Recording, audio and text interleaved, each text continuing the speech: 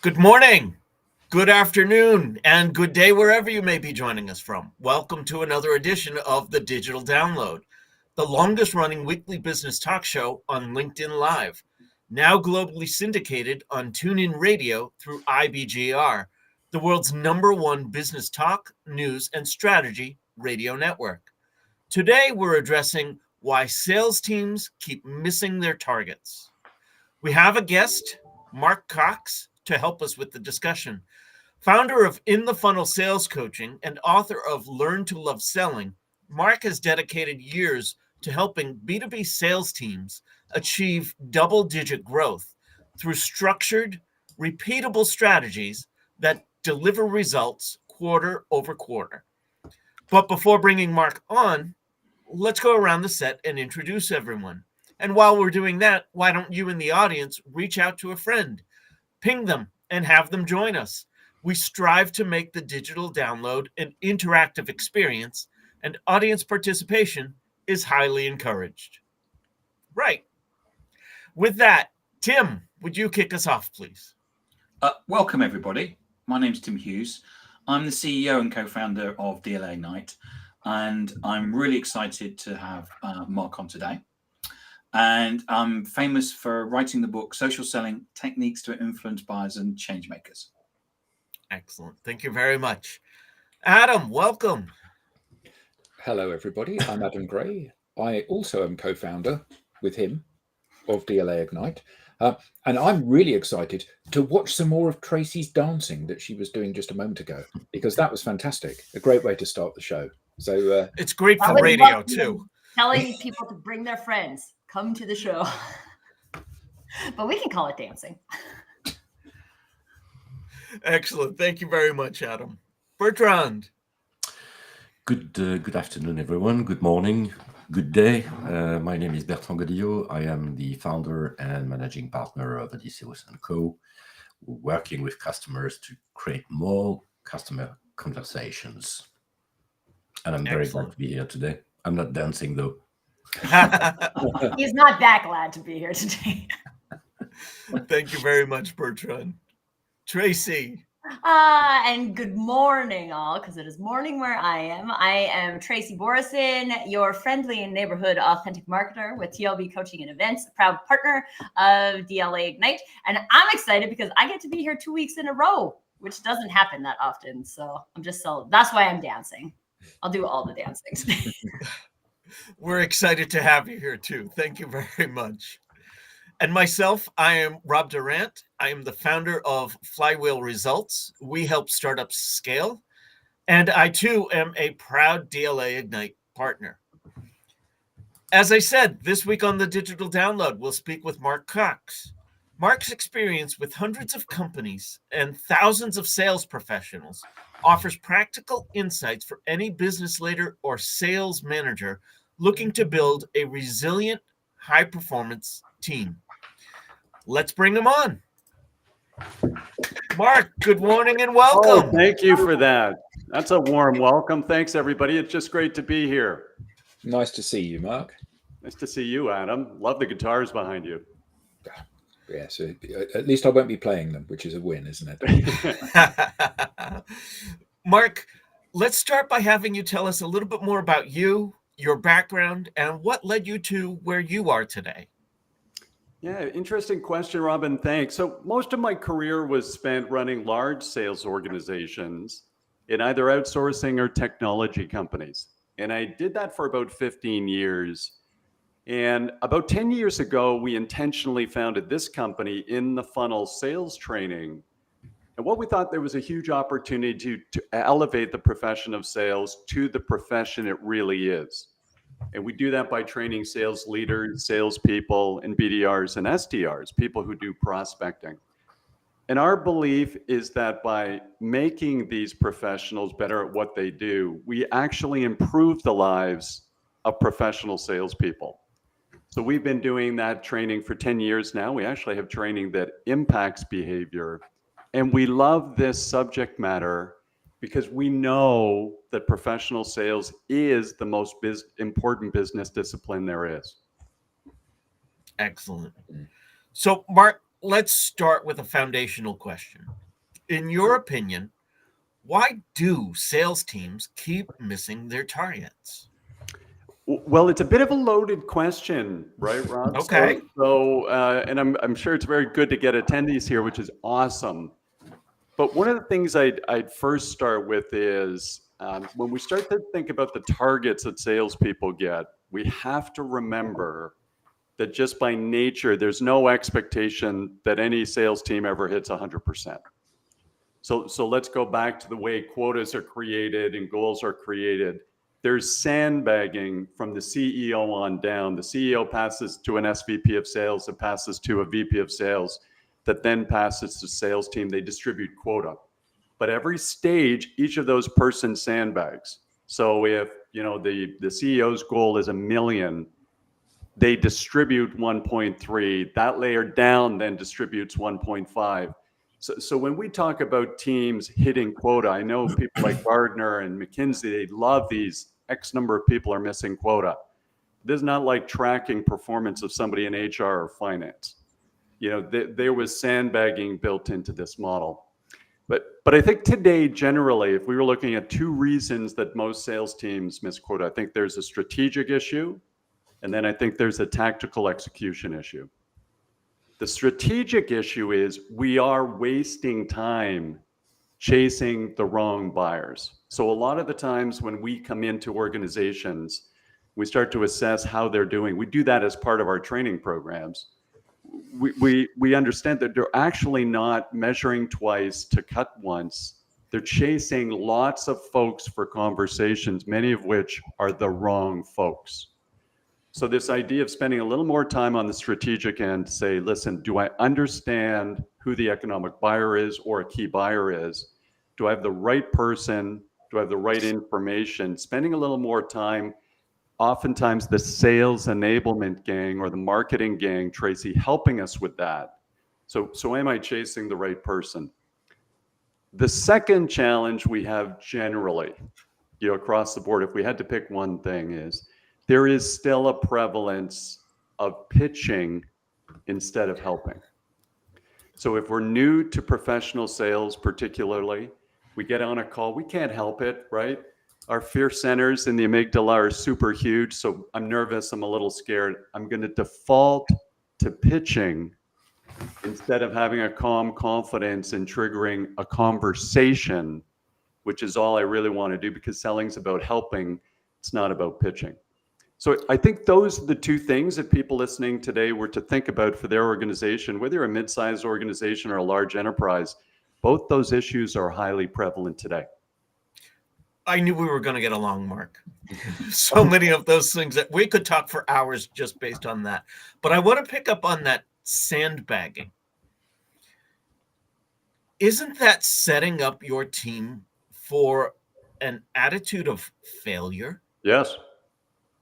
And is that detrimental? Is it detrimental? Absolutely. Who feels good when they think they're losing the hockey game or the football game? So who feels good when that's happening? But again, you have to realize where this came from, particularly over the last 8 to 10 years. Venture cap, we were talking about SaaS companies before we joined this morning. Venture capital throw tons of money into mid-sized organizations that are looking to scale out of the messy middle into a large enterprise. They want to see that money spent on sales and marketing. Okay, so they want to see it in there. And so they're giving huge goals. They want to triple revenue. They're looking for exits.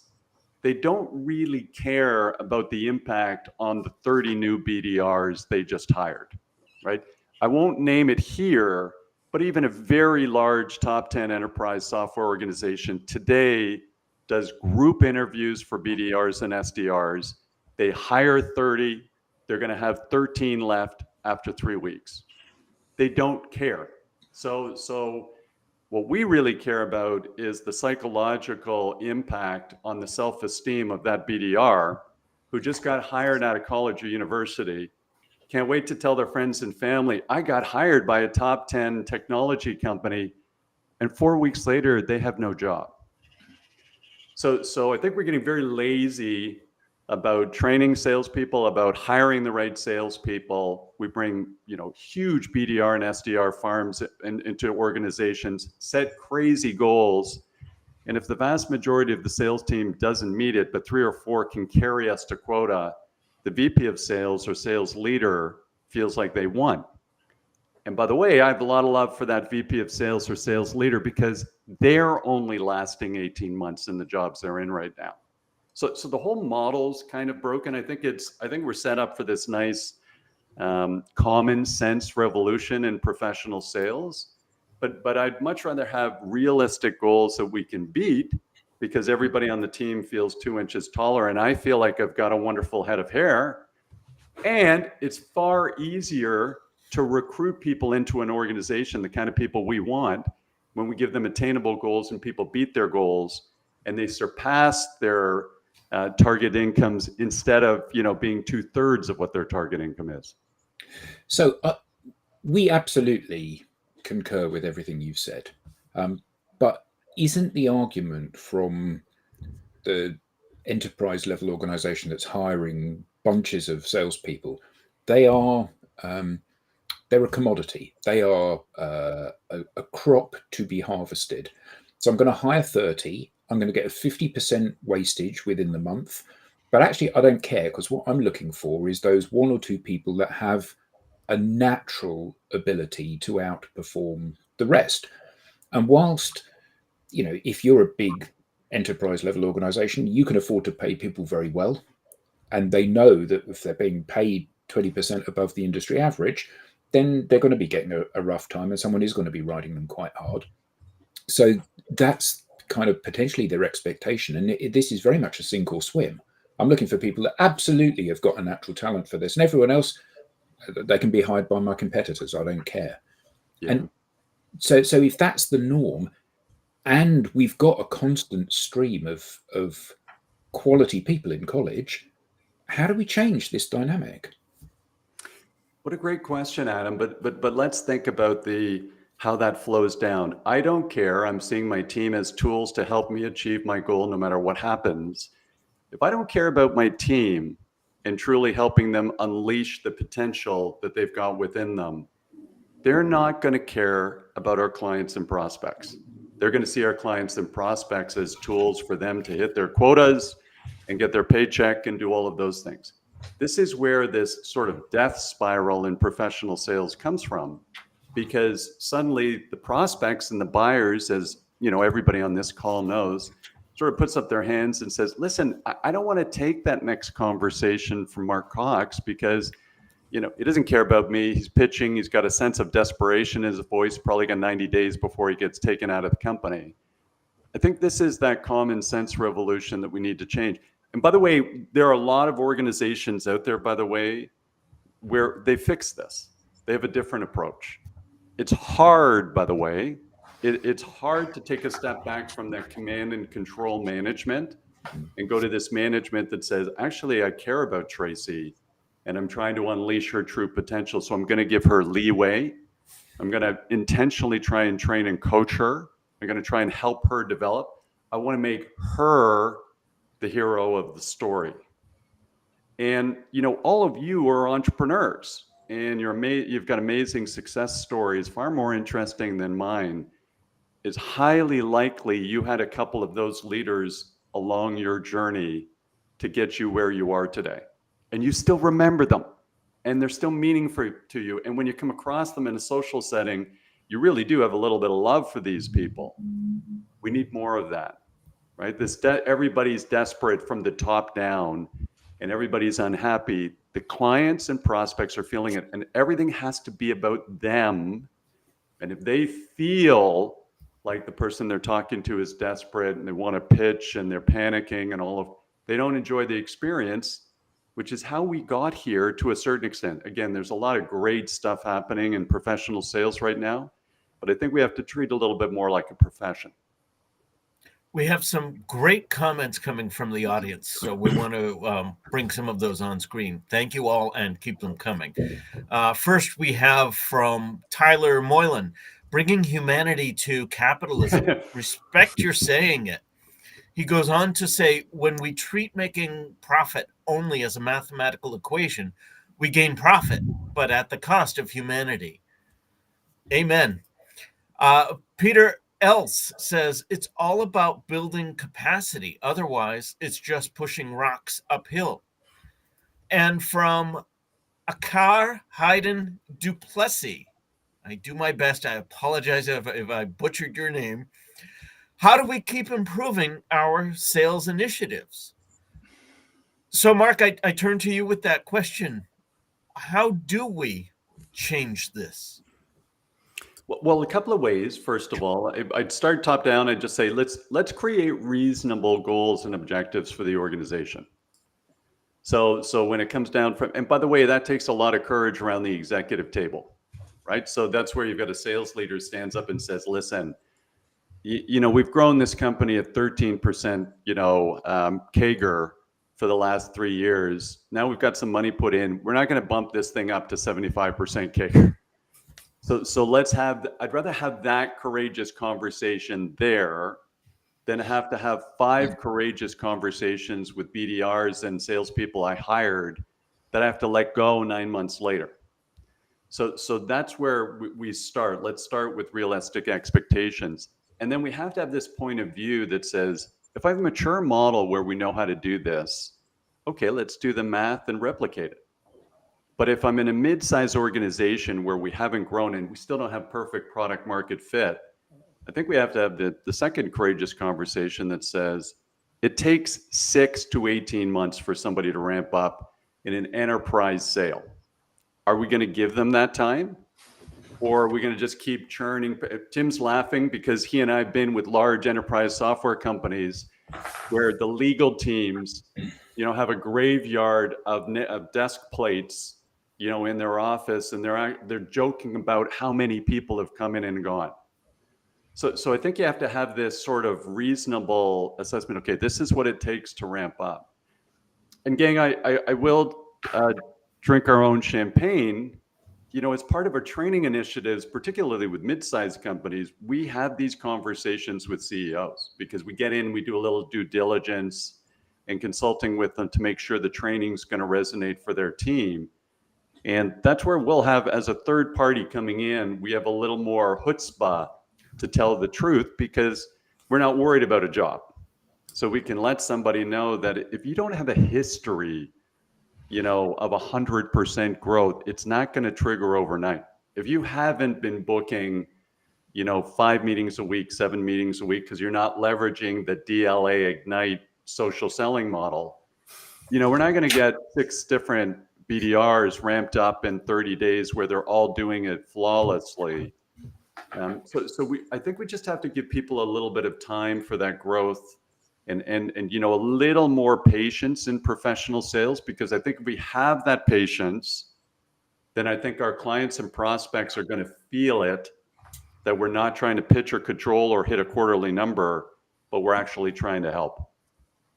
So Mark, let me just pick up on the VCs, because you said it's the source, basically. It is. The expectations is what is driving most of the disaster later on. So do you see changes in this? In other words, do we have VCs that start to think differently? So Bertrand, maybe two comments. So first of all, you said, hey, driving the disaster. I will call out again, I actually don't think our profession's in a disaster right now. I think it makes for better news and conferences and research papers from big names. But I actually think we're doing amazing things. I think people in professional sales, we're the engine driving business. And I think we're doing really, really amazing things. And according to Frank Cespedes, who's one of Harvard's top people in professional sales today, he's been doing it for 30 years. He was on the front end. In his book, Sales Management That Works, if you graduate college or university today, you have a 1 in 2 chance of being in a professional sales job at some point in time in your career. So the profession's expanding. I think a lot of great things are happening. I think many people understand our profession's about being, really, it's management consulting. in, you know, at enterprise sale level rather than pitching and cajoling. But do I see things changing? I would say, again, I don't have the data, Bertrand, but we've all seen what happened to SaaS in the last 3 years. So this idea of chasing the rule of 30, the rule of 40, grow at any cost, we're not making money, that changed overnight, you know, and then they ended up dropping lots of people. So I think maybe there's a bit of a common sense, you know, idea coming around there, where you have to go to these almost entrepreneurial fundamentals that say you grow a business by adding value to clients. And so you're not scaling as fast as you can at any cost. We want to properly grow and actually add value, and then we can build long-term value into the business that way. I think a lot of leaders were chasing the SaaS exit, but one thing I think people have realized is it was exciting to be on those journeys with those companies, but gang, 3 people in those exits do well. So you got a 75-person SaaS organization. And by the way, God bless them. Entrepreneurs are amazing. They take all the risk. You know, they've got the stories of running the business on the credit card, but 3 people exit well, right? So it's not the model that works for the whole organization. We got to figure out the model that works for the whole organization, for the sales team. And so I do see things, Bertrand, moving in the right direction because the market has this way of correcting. All right. Great question, though. Mark, I have a question. You talked earlier about the like strategic challenges and the tactical challenges and how the strategic is really tied into chasing the wrong buyers. In my experience from a marketing point of view, very often the sales team will like offload that completely to marketing and be like, marketing, you figure out who our key buyers are, and then we'll just use your personas and we'll go find people. Do you feel like that's a productive way to identify key buyers, or do you see it as in like sales and marketing have to work together in order to figure this out? Well, you know what, Tracy, it's hard for me not to answer the latter, the way you teed that question up, and I don't want to mess with you. So I'm going to be totally honest. I've already figured out how this works, and I'm probably most afraid of you. Yeah. But it's the pink headphones. They're super intimidating. The pink headphones, you know, but so I really think, I do, joking aside, Tracy, I think there's this real opportunity for sales and marketing to work more closely together and to make sure that the KPIs are more closely aligned. And so, you know, in fairness, I think I have to look in the mirror first. We've done 100 episodes of the Selling Well podcast, and Tim's been on it, and all these great people have been on it. And it's only recently that we actually had a marketing expert on. So I think maybe I'm part of the problem where it's, hey, how could we have 100 conversations and not find a marketing expert like yourself for the podcast? But it was Matt Hines. He's a good guy. And we had this great conversation about, you know, trying to align the KPIs between sales and marketing so that there's going to be a natural tendency, which I think, or tension, which I think is always good at an executive team level to a certain extent, as long as it's healthy. But you want to get away from, hey, we got you a lead. And then, you know, so marketing's saying, hey, we got the leads, we got the conversations, and sales is coming back saying it's the wrong conversation, it was a terrible lead. So we have different types of KPIs. And I think there's always that opportunity for sales and marketing to be more closely aligned. And one of the things we just coach on is a little bit of empathy.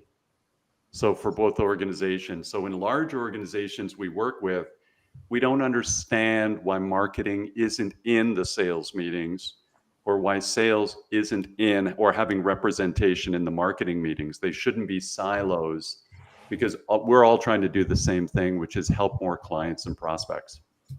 Yeah, and this is the thing I always think is like, we're trying to help the same people, right? Right. And I'm over here, and then be like, my job is just to get many leads, so that I get many leads, and then I blame sales because sales doesn't close the leads. That's a sales problem. It's not a marketing problem. Right. My job is to get many leads. But then sales very commonly is like, well, marketing's giving us, these aren't real leads, right? Like, they're just people. And then you're like, well, I don't know if this is a like are they pitching them and not helping them? So that's actually the wrong person, or like, how wrong can it be? I've created my marketing persona, right? And so I feel like that very minimally there needs to be like an active feedback loop between sales and marketing to understand, not just like your leads are terrible. Okay, well, that doesn't help me, right? So like, what is terrible about them? Yes. Be more helpful for you. And it's really interesting because I started just working with a new client recently, and they also have a fractional sales leader. And I sat in on the sales meeting when he was onboarded, and there's just, I mean, I think everybody kind of gets at the end of the day that sales and marketing have to work together, but they also don't really expect it to work. Like, oh yeah, marketing's usually doing that over there, but that doesn't usually have any kind of impact to sales. And I'm like, what? And we let that happen? Like, that sounds like something we're letting happen. That's the norm, isn't it? You know, the companies that I talk to, we don't have to. Yeah, the companies that I talk to, the vast majority of them don't have this single view of the customer and single view of what their objective is. They live in their silos. You know, it's my job running the company to ensure that I measure each person to ensure that they are providing value to the organization. So I'm going to measure you on leads, Tracy, because that's nice and easy. I'm going to measure you on closed business.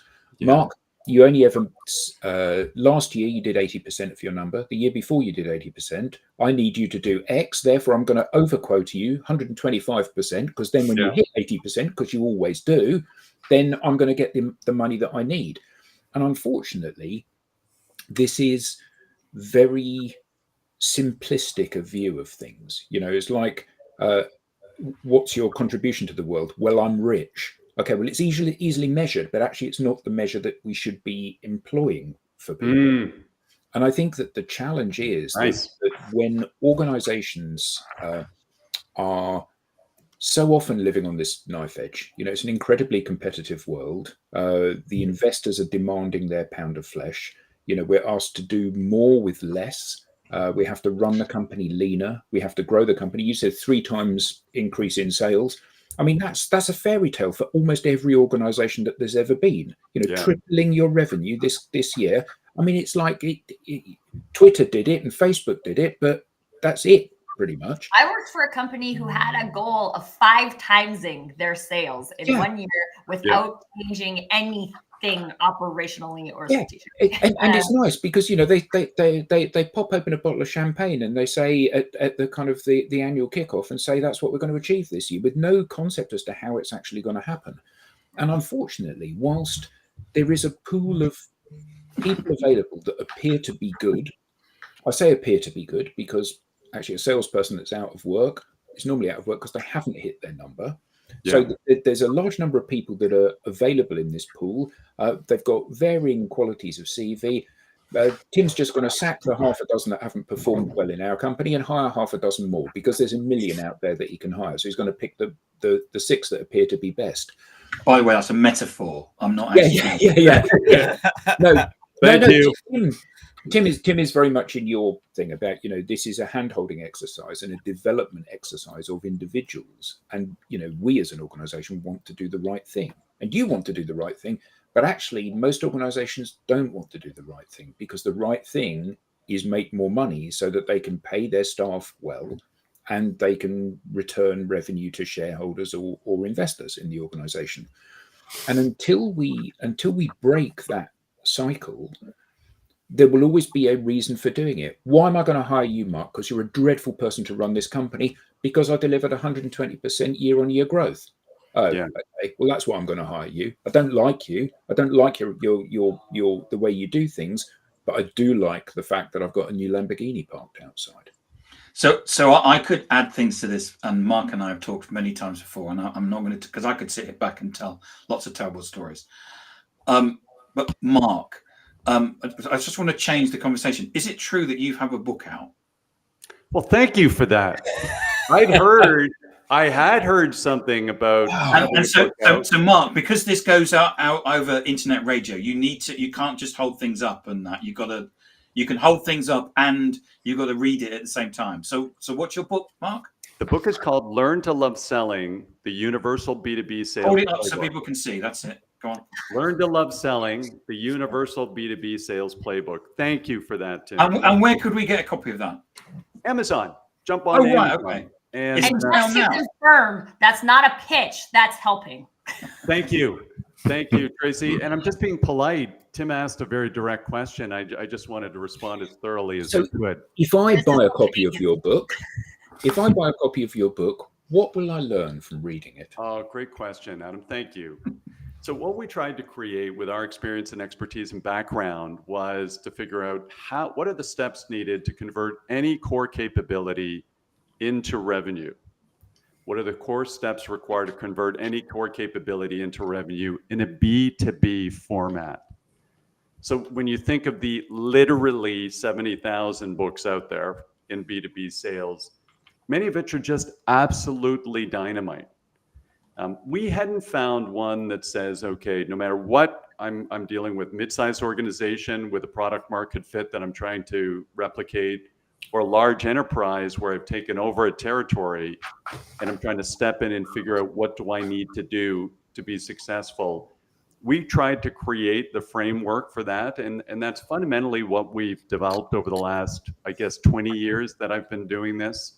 And we've captured it in the book. So that's what you'll get from reading the book, Adam. You'll figure out the steps that you need to take to get both strategic and then tactical to execute on just converting any core business capability into revenue. And Tyler Molan has basically asked a question. Don't know if you can bring that up, Rob, which is there an audio book? There is. Thank you, Tyler. There's not an audio book yet. It's coming. So a little bit of a fun story. So with AI today, we all got to be talking about that. We did convert the book into an audiobook with AI, and when they gave me the first chapter, I was shocked at how good it was. I couldn't tell the difference. All they did was load some podcasts for us up and then load the chapter of the book. But there's some idiosyncrasies in it because of the way I write. And now there's a new AI tool that will take your book and convert it so it is better to be used by another AI tool that will make the audiobook, and we're going to do that. So it's coming in the next 30 days. But Tim, as you know, this will save me 2 or 3 days of recording, in a studio. I want to come back to that book as well as something that you said earlier. But first, I want to address some great comments that we've had. We've got a comment from YouTube. D. Bowden says sales, marketing, and accounts receivable need to be connected. The sale is not complete until the money is in the bank. Amen to that. Lindsay Sheldrake says alignment starts at the top. Silos hinder more than help. Empower your people to work together towards shared objectives. Mm-hmm. And a LinkedIn user shares with us, it has to be a continuum. Creating distinct compartments creates breakpoints and creates false KPI chasing outcomes. Absolutely. So, Mark, earlier you made reference to Frank Cespedes' book, and I believe what I heard you said was, and I'm paraphrasing, at this point, half of the people who graduate college find themselves in a sales role at some point in their career. Yes. And your book, Learn to Love Selling, I would infer from that title that there are people who don't love selling. Who could possibly not love selling? Is there anyone in the audience who would self-identify as not loving selling today? Yeah, that's right. That would be interesting to hear. Man, I hope the whole premise isn't wrong. We may have to revisit that. Well, I will share with you, Mark. I was a reluctant seller. Well, I will also share with you that most of the people I know who have found themselves performing in a sales scenario, and especially because my background is marketing, I feel like marketers are like, no, I'm a marketer. I'm not in sales. Yeah. But we actually do a lot of selling, folks. Well, you know what? They're both great comments. Tracy, think about that. I'm not in sales. I'm in marketing. We get a lot with client success teams. We also do work with client success teams. We get a lot of those folks saying, listen, I'm not in sales. I just build relationships and help customers. And so we go, guys, this is, you know, this is not Glenn Gary, Glenn Ross, okay? Gil from The Simpsons was not an accurate depiction of what actually happens in B2B sales. So that's all it is. But sometimes, again, there's still that stereotype. And what I should mention is Frank's book didn't mention anything about people leaving college and university and wanting to end up in sales. They said they're going to end up in sales, that, you know, 1 and 2 will end up in sales in a professional sales job.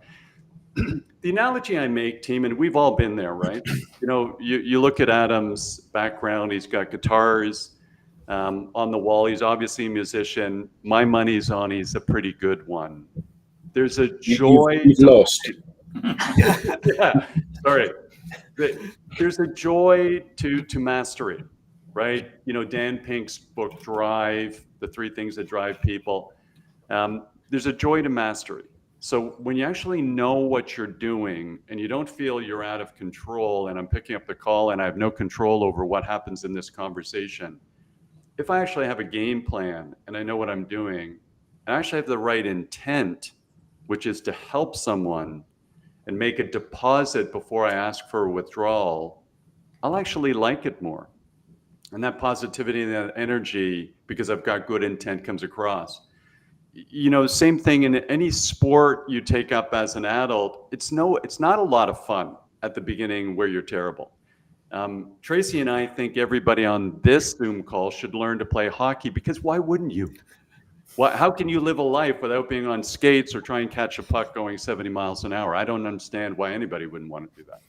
And Mark is the goalie. I am the goalie. He's the ice hockey goalie. Yes, And right. also, That I explains don't play so ice much. hockey, so we should probably just clarify that. So he's got a puck flying at him at 70 miles an hour. And if, Yes, but it's the metric system there, so it's completely different. Very hard. That's right. And then it hits you. You know, so and usually in places you don't want to get hit, but it's more fun, and I haven't attained that in hockey, believe me. But it's more fun if you've got some sort of sense of mastery or some sort of some sense of control, and that's where the learn to love it is. We've just come across, whether it's mid-sized organizations and, you know, all of these people, Tracy, who default to what you just said. Hey, I'm in marketing, I'm not in sales. It's like, oh my gosh, that's a nightmare. So I do think, first of all, I'm a lifelong learner. I still learn continually. We had the pleasure of bringing DLA Ignite into one of our 2 clients, and I had Adam and Tim just do an amazing job, and I was learning the whole time. And frankly, you know, when you're curious and you learn things, you get a dopamine hit. So we like learning, but sometimes we have to trigger that again, that growth orientation. Sometimes we have it in one stage of our life, like we're really watching lots of YouTube videos to learn how to cook or to do woodworking or to do carpentry, but we think professionally, whatever skills we have are fixed. So I think we can all get a little more control, and everybody listening to this, start reading, listen to great podcasts like this one. And there's so much good material out there. And the only caution I have is, you know, look at the source for these things. You know, I reference Frank Cespedes from Harvard because he's written 9 books. One of them's called Aligning Strategy in Sales, one of the best books I've ever read, period. And so just make sure that you're not catching a quick internet platitude that said, hey, I was successful because I shouted at a customer and they responded. Like, it's literally that insane, some of the things you pick up. So you have to look at the source. It doesn't have to be us. But I do believe that if you learn how to do this, it just becomes a joy, because I think smart people are intellectually curious and they want to learn about clients and prospects, and they actually love that conversation. I also think that you said about mastery, and you said about music and then sport and other stuff. And I think that one of the things that's often overlooked is practice as part of the mastery thing. Because, you know, it doesn't matter whether or not you're practicing your sales pitch, or you're practicing your script, or you're practicing the technique of writing a blog post. or you're practicing the presentation. My guitar teacher said, you need to practice every part of the performance, even the performance. And it's so crucial that when I'm facing off against you in a helpful way rather than a combative way, but when I'm facing off against you, I'm confident enough that no matter which way the conversation goes, I can cope with that.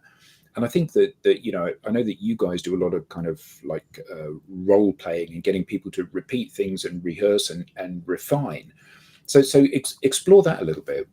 What would your advice be to somebody that is just starting on their journey to be interacting with people, and how should they practice? Yeah, great.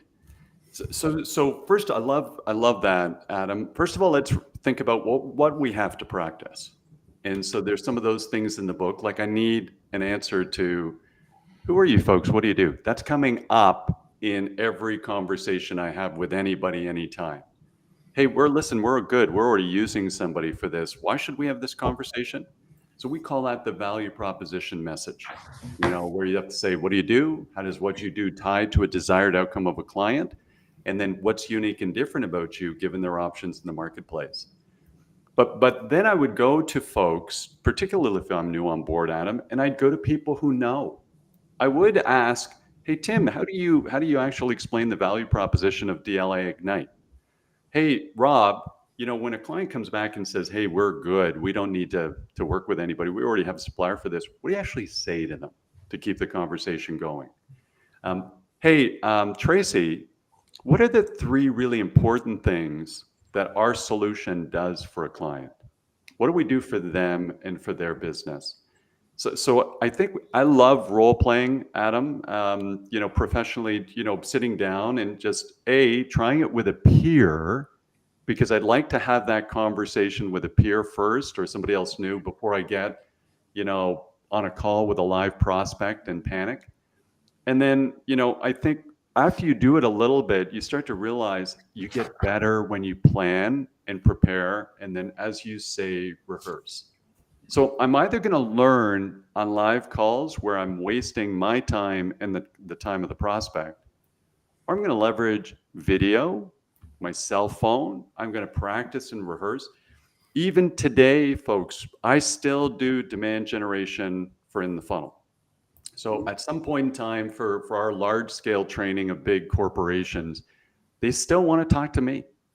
So at some point I'm going to think about it, sit down and think about, okay, what's my desired outcome from this conversation? By the way, I know no matter who I'm talking to, they're going to remember 3 to 5 things. What core message do I want to leave them with? How do I structure that conversation? What are they likely to push back on? What are some concerns they might have? And I don't think objections are a bad thing. I think people think through things by saying, addressing some of their fears. So, and then also, what do I think I want to close for next? What am I hoping will happen? So just a little bit of preparation and rehearsal. And Adam, as a musician, you know this. If I go 2 weeks without playing drums and then go to band practice, it's not good. And given my personality, I'm always, one band practice away from getting kicked out of a band. Let's be honest with you. So it's not good. They don't need much more to just push me out the door. But you do want to, I warm up before I go on the ice to play hockey, because at my age, bad things could happen. And so you want to warm up before I get into the day and start working. And before I start picking up the phone and having conversations with people or engaging most important meetings, I want to get in the right mindset. So rehearsal, repetition, completely underutilized in professional sales. But the best footballers in the world practice more than everybody else. They practice 4 to 5 times more than they play games. And they're the best in the world. That's how they stay there. You said about when you're facing off against a customer, and your exact words were, and you panic. So we all get into that situation where we're having an interaction and we become nervous at what's going on. So what advice would you give a salesperson that is in that situation? This is a high pressured environment. They're scared. Yes. How can they hide that fear, or at least work with that fear to to perform at their optimum. Amazing. Thanks, Adam. I'd go back to, what you said at the beginning, which was you said, listen, I want to understand what the structure of this call is going to look like, this conversation, if it goes really well. And then I also like to think about back doors for me too. What am I going to do with this conversation if it doesn't go really well? What would I say? Because when I'm in the middle of the call, I'm no different, by the way. Sometimes we do cold calling or demand generation in front of a team we're training. So we'll do that for a couple of hours, and they'll give us the worst leads they've ever had. So they'll throw them in, and we're going to be reaching out.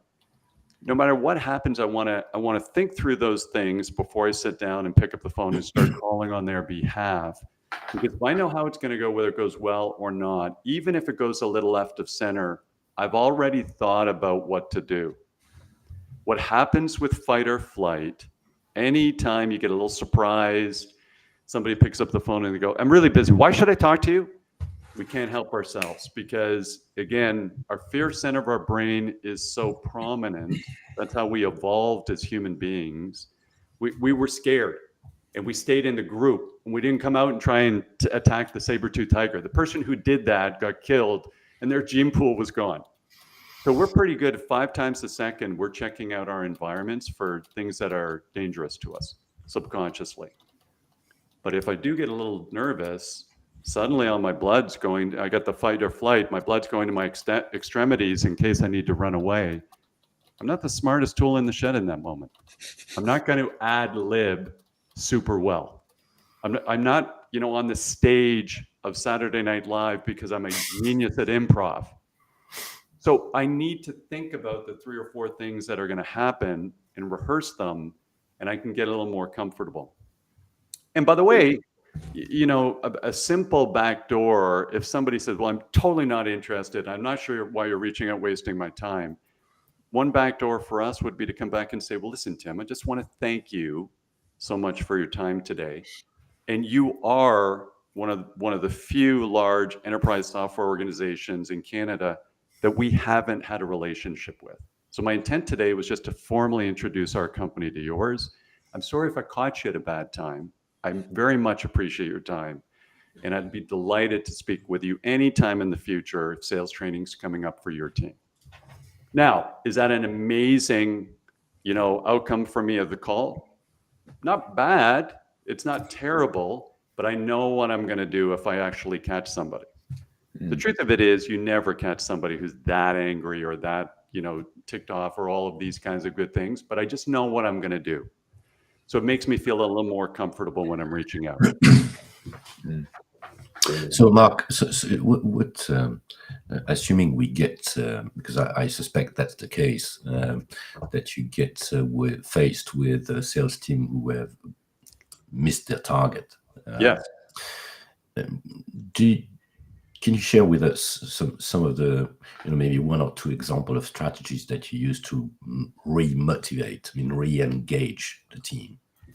Is that down to the leader, or are there specific strategies that you can use? Yeah. So Bertram, I think maybe the thing to do is to sit down with someone. And again, you need this safe environment. And sometimes being an outsider, believe it or not, team, they feel more safe speaking to me or with somebody on our team, because again, if I've been on a sales team for 12 months or 14 months, I may not be that comfortable telling my boss, I don't even know what to say, when I get, when somebody puts this objection. I feel like I should know that by now. And boy, Tracy, we've got a really important new guest here today. Who's that? We do. Nicholas is joining us, folks, for those of you who have seen him on Hi, the show Nicholas. before. Hi, Nicholas. He wants to learn to love selling. Happy If Friday, there's a 50% buddy. chance he's going to end up in sales, he should probably. God, isn't he growing up? I know, 6 years old. Oh my God, he'll be leaving home soon. Happy Friday, Nicholas. Nicholas has no school today, so he gets to hang out on the digital download. Awesome. We're glad you're here. We're glad you're here. And so Bertram, to go back to that, then the other thing is just to have this conversation. I think a lot of one-on-ones and meetings with salespeople, I think the salesperson walks in and the sales leader kind of feels, This is about inspection. And then there's going to be a little judgment. Hey, Mark, you're missing your numbers. And so I'm not feeling good. They're not feeling good. I think there's a different type of conversation where we just call it a sales boost meeting and go, listen, hey, Bertrand, I just want to sit down with you. Let's go for a coffee to do this maybe. And let's just have this conversation about what's going on in the territory. And as a leader, I'm trying to diagnose, are they doing the wrong things or not doing the right things, or are they doing them the wrong way? So what's going on? But I want to move away from, hey, I'm going to make that judgment based on what I saw in Salesforce. You know, certain of you are old enough to see what happened with the advent of these technologies that came on board in kind of 2011, 2012. What it did, it took sales leaders out of the field and move them back in their office so they could start counting everything. And now, man, I'm a genius. I'm just going to count. And then we started making like accountant sales leaders because they're so good at counting. So I'd really just want to have that conversation. And the basis for that conversation for me is always, I do want to know what's driving Rob. So I don't know if Rob cares what I know until he actually feels like until he knows that I care about him. So why is it Rob does this job? You know, how many Nicholases does Rob have? Okay. What does Rob want to do with his career? 5. Wow, Rob. Heavens to Betsy. Thanks for making the call today. I can't believe you got here. So really, I think it's, you know, from that leadership level, if it's not working, we have to have a reasonable conversation where the salesperson doesn't feel it's all judgment. And at some point in time, we roll up the sleeves and say, listen, my job here is to try and make you successful or help you be successful. They have to believe I want to do that. And then we can have this open conversation where they say, well, listen, Mark, I'm really getting stuck after the first conversation. Every conversation I have, you know, with the head of a wealth management organization, they absolutely have no interest in the CRM technology that we're selling. I don't know how to trigger, you know, interest. And they say, okay, great, let's talk about that. So are they doing the right things, or are they doing them the right way? And then ask them what they think is going on. But you need to understand what they're trying to get out of the role. We assume everybody wants to make more money. We assume everybody wants to move into management. Those are false assumptions. Okay. Mark, you're telling the sales leaders to care about something different. Right now, what they care about is their quota, their number, and so on. I'm reminded of the line from Into the Woods, where Prince Charming says, I was bred to be charming, not sincere. How about that? That's fantastic, by the way.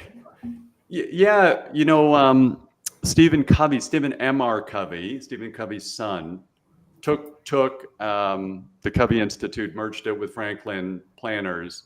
I think may have this wrong. I think he got a 65x return for shareholders when he did that. He took over his dad's company and blew it up. But he's written a great book called Trust and Inspire. And really the core theme is, hey, as a leader, our job is to unleash the potential of everybody on the team. It's not to use them as tools for us to get our goals and objectives. And one of the things to think about if you're in sales leadership today is, why are you there? You know, is it because you thought that was the next logical step up the chain, or do you actually enjoy seeing a team get better? There's a big difference between a good football player and a great coach. Those are not always the same. We've seen nothing but examples where the best football player could not go into coaching, but tried anyway. Right.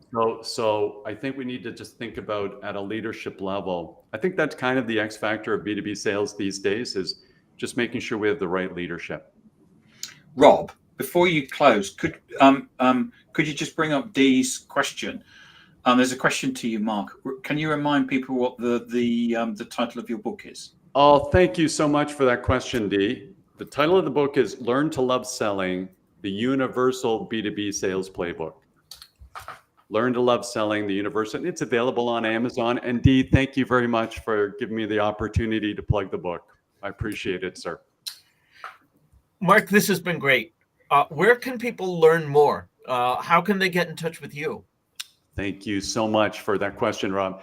So the easiest thing to do is connect with me on LinkedIn. Connect with me on LinkedIn. So it's Mark Andrew Cox on LinkedIn. And the company is In the Funnel. So the website's inthefunnel.com. Team, I'm going to proactively bring up that if you have not read Social Selling by Tim Hughes, you should read it today. So we talk about this common sense revolution in B2B sales. I can say firmly, social selling works. The strategies in that book absolutely work. And when you're trying to figure out how do I trigger more conversations where I'm trying to help folks, the strategies and processes in social selling will absolutely help. And that's not just because I'm on this podcast. Check out my posts because I comment on this all the time. So there's some great stuff there as well. Rob and team, thank you so much for hosting me on the podcast. It's been a huge pleasure. Thank you, Mark. Thank you, Mark. We now have a newsletter. Don't miss an episode. Get show highlights, beyond the show insights, links to our guest's book, and reminders of upcoming episodes.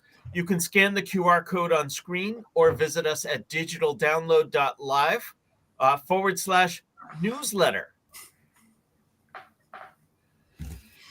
On behalf of the panelists, to our guest, and to our audience, thank you all for being a part of this week's Digital Download, and we'll see you all next